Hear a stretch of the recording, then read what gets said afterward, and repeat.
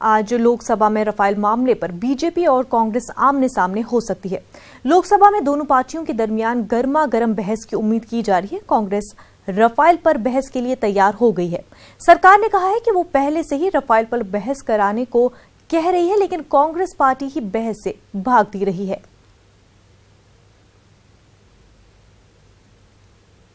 सबरीमाला मंदिर के अंदर पहली बार 2 खवातीन के दाखिले होने की खबर आई है।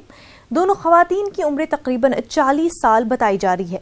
दोनों खवातीन आज सुबह मंदिर के गर्भगृह तक पहुंच गई थी, जबकि दोनों खवातीन को मंदिर के अहम हिस्सों में जाने से रोक दिया गया है।